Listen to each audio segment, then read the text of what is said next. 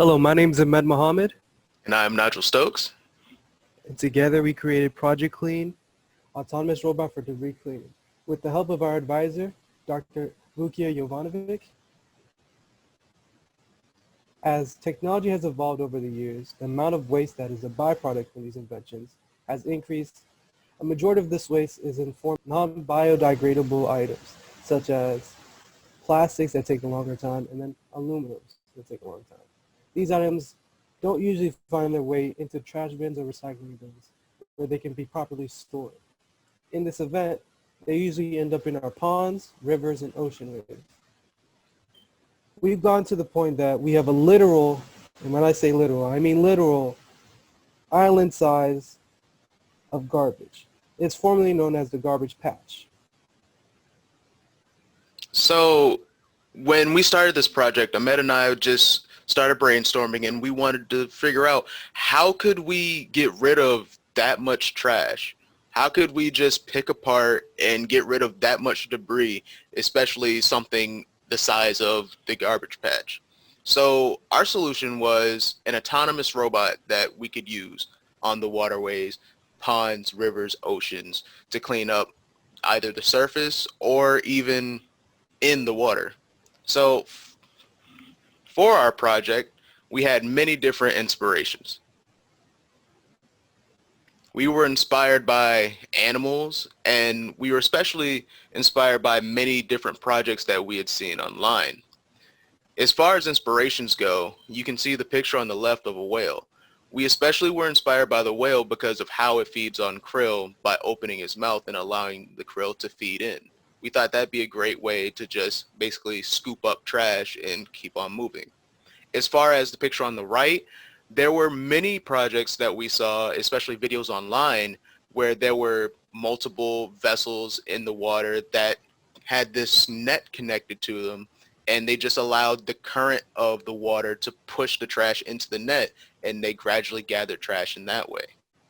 To see our inspirations come to life, we used a plethora of applications. Those applications were Autodesk, Autodesk Inventor, and also Ultimaker. For our inspirations, we put to life, these are a couple of our preliminary drawings. On the left-hand side is drawing one.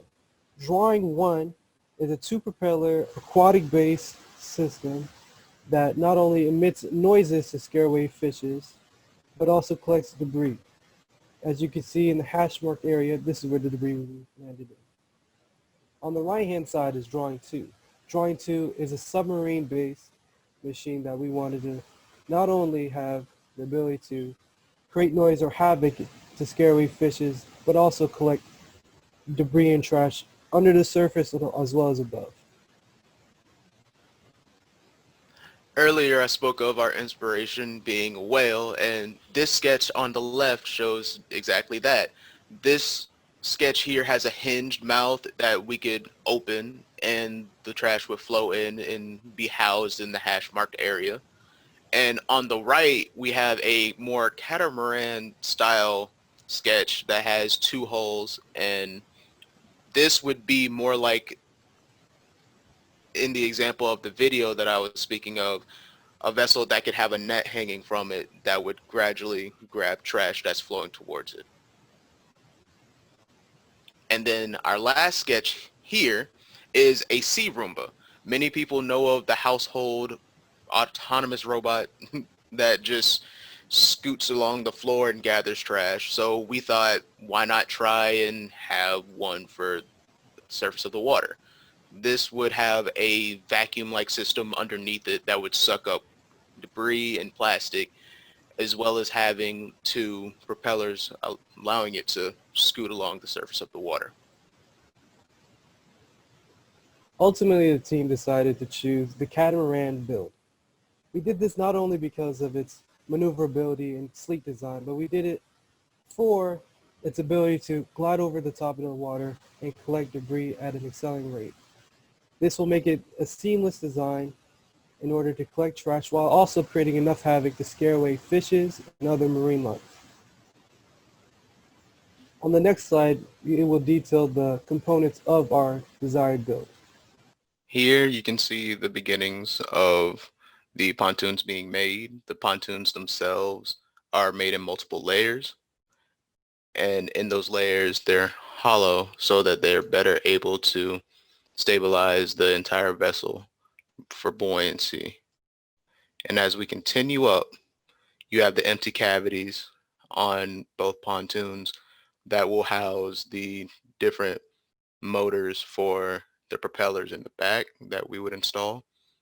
Now going up, you have the hull and the plate where there would be hooks to hold the net, completing all the way to the very top of the hull, where all of the circuitry and brain of the actual vessel itself would remain. In conclusion, even though there were a lot of things going on and there were a lot of odds we had to go against with COVID-19 and the state of the world currently, Ahmed and I felt as if we accomplished our goals because we had strong resolve, and with the help of ODU Move, AutoCAD, and Inventor, we were able to still put forth a, I would say, good design. And even though we weren't able to put together a physical copy of our project, we still were able to design it and thus have it 3D printed for future reference. Thanks to our advisor, Dr. Jovanovic, for her excessive help and just overall compassion towards us, understanding our issues at the moment due to COVID-19 and our lack of accessibility to certain materials and such. We were able to still keep on track and work through and finish up the assignment. Overall, I believe that even though our initial goals weren't fully met in the building process, I believe this entire project was a success.